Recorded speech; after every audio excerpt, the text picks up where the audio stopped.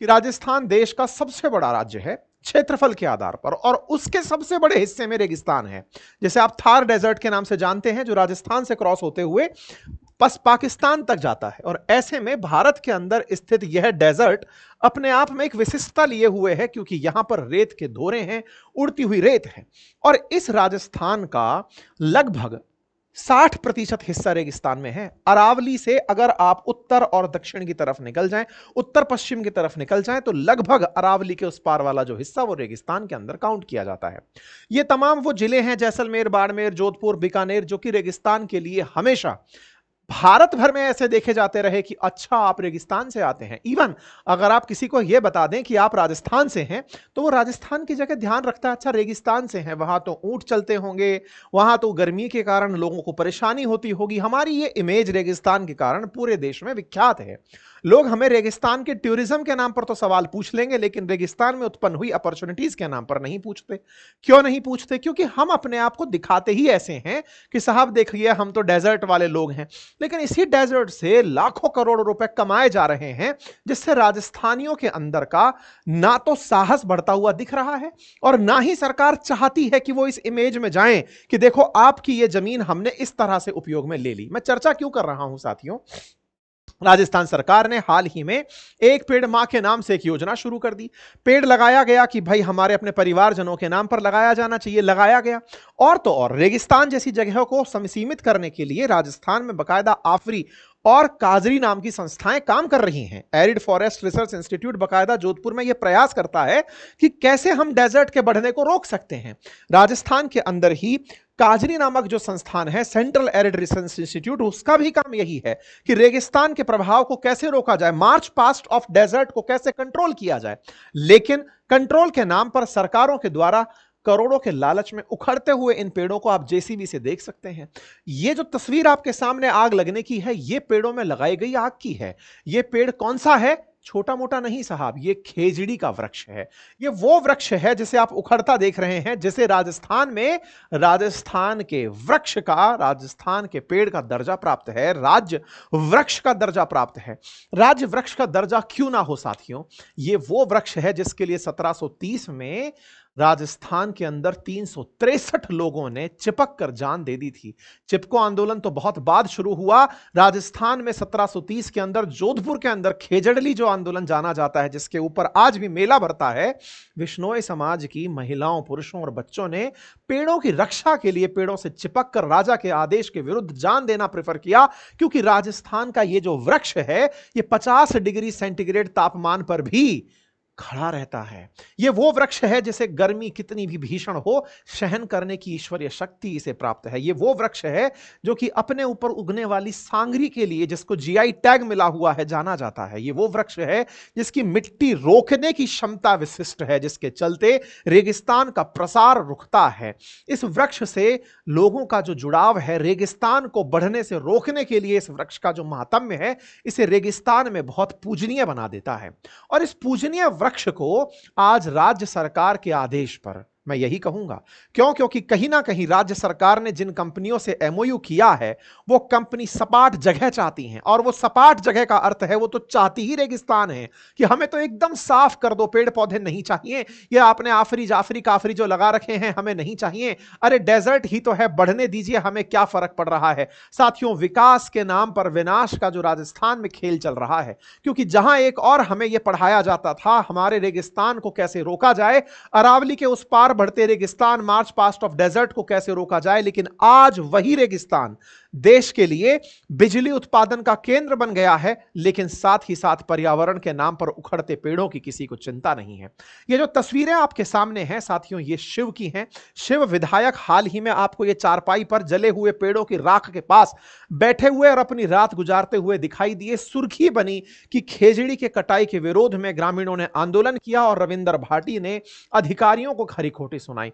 एक विधायक को, एक जनप्रतिनिधि को सरकार तक अपनी बात पहुंचाने के लिए, अपनी खेजड़ी बचाओ को बढ़ावा देने के लिए निश्चित ही प्रशासन के साथ तो उलझना ही पड़ा होगा, क्योंकि कहीं ना कहीं ये तस्वीरें बयान कर रही हैं कि किसी को जमीन की चाहत थी, उसने वहां उगे हुए उन पेड़ों को ही काट दिया। बड़ा सवाल है कि ये राज्य सरकार, जिस खेजड़ी से हम देश में राजस्थानी इस इज्जत को प्राप्त करते हैं कि हमारे के पेड़ों के बचाने के लिए 363 महिला, पुरुषों और बच्चों ने छपक कर अपनी जान दे दी थी। जिस खेजड़ी के दम पर आज राजस्थानी सांगरी 1500 रुपए किलो बोलता है कि इतने किलो बिकती है, उसका गर्व धारण करता है।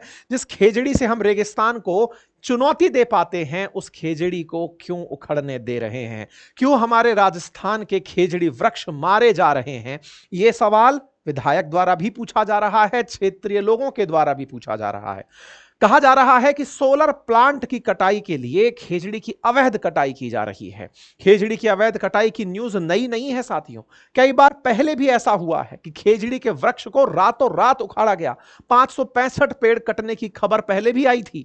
बीकानेर के अंदर, लाखसूर के अंदर सोलर प्लांट के द्वारा 565 खेजड़ी के प्लांट काट दिए गए थे। एक ही प्लांट पर जून माह में 807 खेजड़ी के वृक्षों की बलि दे दी गई थी। बड़ा सवाल यही है, हरियाली बनाम हरित ऊर्जा में हम किसे चाहते हैं? साथियों, कहते हैं ग्रीन एनर्जी यानी कि रिन्यूएबल एनर्जी, ऐसी एनर्जी जो कि प्रकृति द्वारा प्राप्त हो, पर्यावरण को नुकसान ना पहुंचाए। ऐसी वो कैसी एनर्जी जो पर्यावरण को नुकसान करके ही उगाई जा रही हो, पैदा की जा रही हो? क्या यह आपके अंदर एक स्पष्टता लाती है? क्या आपके दिमाग में एक प्रश्न खड़ा करती है कि यार ये तो कहा यह गया था कि हम रिन्यूएबल एनर्जी इसलिए तैयार कर रहे हैं क्योंकि इससे वृक्षों की कटाई नहीं होगी, कोयले को जलाना नहीं पड़ेगा, कार्बन डाइऑक्साइड का उत्सर्जन नहीं होगा, पर्यावरण के अंदर तापमान नहीं बढ़ेगा। लेकिन जब आप वृक्ष ही काट देंगे, सोलर प्लांट लगाने के लिए वृक्ष भविष्य में ना लगे, उस जमीन को ही मिटा देंगे, तो पर्यावरण को नियंत्रित करने के लिए ये जो बिजली उत्पादन की भूख है, ये असल में आप इस पैदा हुई बिजली से अपने घरों में बैठे एसी, फ्रिज, कूलर जब चलाएंगे, हीट ही बढ़ाएंगे। उन पेड़ों का क्या होगा जिनके माध्यम से आप तापमान को कंट्रोल कर सकते थे? यह बड़ा सवाल है। ग्रीनरी यानी हरियाली बनाम हरित ऊर्जा, ये ग्रीनरी चाहिए या हरित ऊर्जा चाहिए, और ये दोनों के बीच सामंजस्य कैसे हो, बड़ा सवाल है साथियों। आप में से बहुत सारे राजस्थानी भी इस तस्वीर से शायद अवगत ना हो जो मैं आपके सामने वीडियो दिखाने का प्रयास कर रहा हूं। ये जो आप देख रहे हैं, ये असल मायने में सोलर प्लांट लगा हुआ है। ये सोलर पैनल्स हैं जो रेगिस्तान के अंदर आपको दिखाई दे रहे हैं। ये जगह है भड़ला सोलर प्लांट की, जो स्थित है जोधपुर में। ये तस्वीर केवल सिंबॉलिक रूप से आपके लिए लाई गई है कि रेगिस्तान में जहां कभी सपाट जगह हुआ करती थी, जिसका कोई यूज संभवतया तात्कालिक रूप से उस समय की सरकारों को नहीं दिखा। और देखिए, ऐसा है कि आप अगर यह कहें कि इस जमीन का भविष्य में कोई उपयोग नहीं हो सकता था, यह अर्ध सत्य है। क्यों? क्योंकि जब इंदिरा गांधी कैनाल आई, गंगानगर, हनुमानगढ़ और बीकानेर जैसे क्षेत्रों में बहुत हरियाली आई। अगर सरकारों ने, जैसे हाल ही में केंद्र सरकार के द्वारा लिए फैसले में पाकिस्तान को जाने वाली सिंधु नदी को रोका गया या जल को रोकने के लिए सिंधु समझौता तोड़ा गया, ऐसे में हो सकता है कि इंदिरा गांधी का पानी कभी चलते हुए इन क्षेत्रों में भी जाए जहां इतना भीषण डेजर्ट है। हो सकता है कि हम इतनी हरियाली हमारे राजस्थान के उस उत्तर पश्चिम क्षेत्र में कर दें, जिससे राजस्थान का यह पूरा क्षेत्र हरा भरा हो जाए। क्योंकि मिट्टी यहां पर उपजाऊ है, यहां पर पानी अगर पहुंचता है तो निश्चित ही, जैसे गंगानगर, हनुमानगढ़ के अंदर खेत लहलहा रहे हैं पंजाब की तर्ज पर, हो सकता है हमारे जैसलमेर के अंदर भी वैसे ही हालात हो।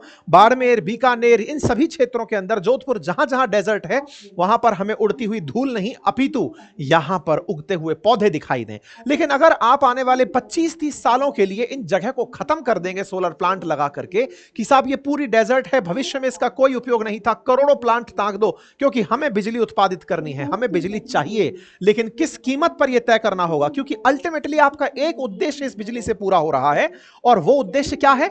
आप हरित ऊर्जा पैदा कर रहे हैं, यानी पैदा करते समय प्रदूषण नहीं कर रहे हैं, लेकिन पैदा हुई ऊर्जा तो प्रदूषण करेगी ही, क्योंकि इस ऊर्जा से जब आप कोई भी इलेक्ट्रॉनिक अप्लायंस चलाएंगे, उससे हीट निकलेगी, क्योंकि ऊर्जा कंजर्व रहती है। इस ऊर्जा का जब जब आप उपयोग करेंगे, तब तब इससे जो हीट उत्पन्न होगी वो पर्यावरण का तापमान बढ़ाएगी। उस हीट को मेंटेन करने के लिए क्या प्रयास है? तो अक्सर कहा जाता है कि उस हीट के लिए पौधे जरूरी हैं, और उन पौधों में, इस तरह के पौधों को अगर आप उखाड़ फेंकेंगे जिन्हें आप राज्य वृक्ष कहते हैं, और आप कहेंगे सरकार की हमने नहीं उखाड़ा, जिसने उखाड़ा उस पर कार्रवाई हो जाएगी, तो कार्रवाई सुनिश्चित करिए, आश्वस्त करिए कि जो पौधे लगे हुए हैं वो संख्या में बढ़े, रेगिस्तान ना बढ़े, क्योंकि अल्टीमेटली ये ऊर्जा फिर से हमें उसी चुनौती की तरफ ले जाएगी यह समझने का विषय है साथियों।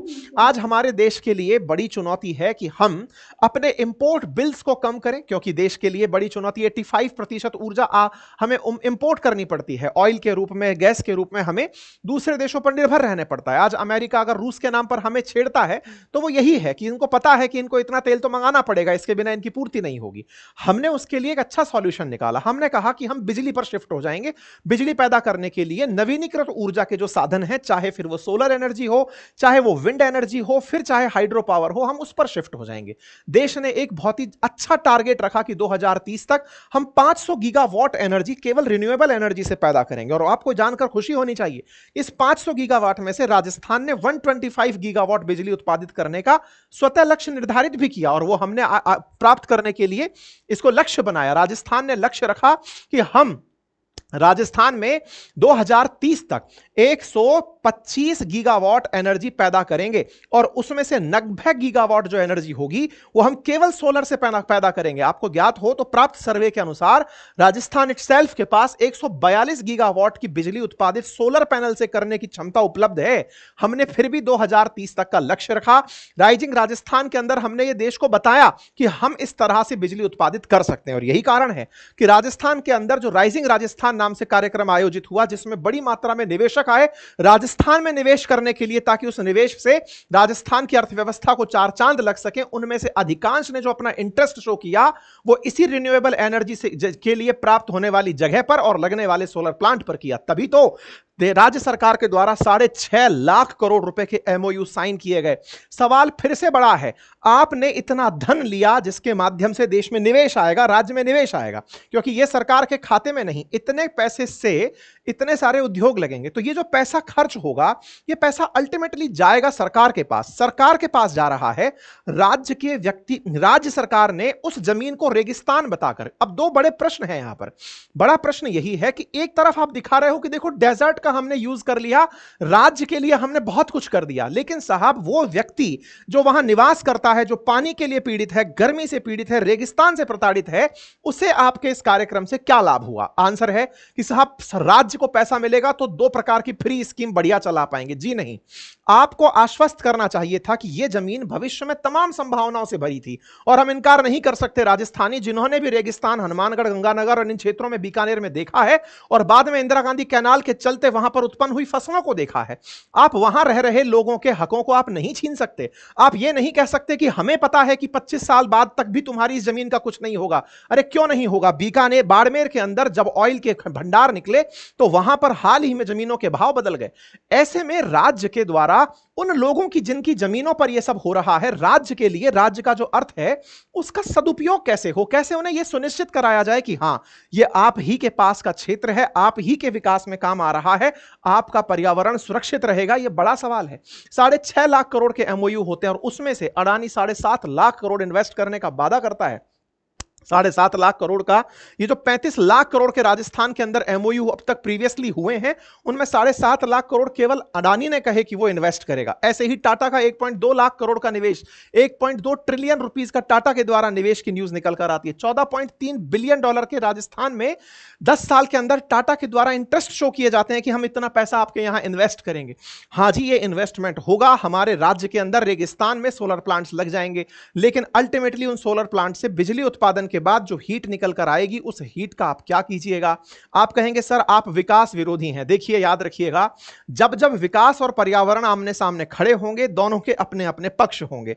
पर्यावरण हमेशा इसी के लिए ही चिंतित रहा है कि विकास के नाम पर यह जो मानव युद्ध करता जा रहा है, अल्टीमेटली इसने पर्यावरण को ही नुकसान पहुंचाना है। विचार कीजिए, कभी हमने रिन्यूएबल एनर्जी इसलिए चूज की थी कि पर्यावरण को नुकसान नहीं होगा, और आज हम उसी पर्यावरण में जो पौधे लगे हैं, पेड़ लगे हैं, उन्हें खत्म कर रहे हैं। रेगिस्तान के खात्मे के लिए नहीं, रेगिस्तान के उपयोग के लिए काम कर रहे हैं कि यहां से बिजली उत्पादित करें। अब आप कहेंगे सर लेकिन विचार कीजिए कि यदि वो विकास बहुत बेहतर तरीके से हो गया तो उस विकास से देश को कितनी ऊंचाइयां मिलेंगी? निश्चित ही ऊंचाइयां मिलेंगी। इसीलिए हमारे देश में बहुत सारे कानून बने हैं, जैसे कि कैंपा फंड बना हुआ है, कंपनसेटरी एफॉरेस्टेशन फंड है, जिसका उपयोग करिए कि अगर हमने इतना पौधा काटा, इतने पौधे हम दूसरे स्थान पर लगाएंगे। अगर हम इस तरह की गतिविधि कर रहे हैं तो राज्य को जो नुकसान हुआ उस वृक्ष की पूर्ति करेंगे।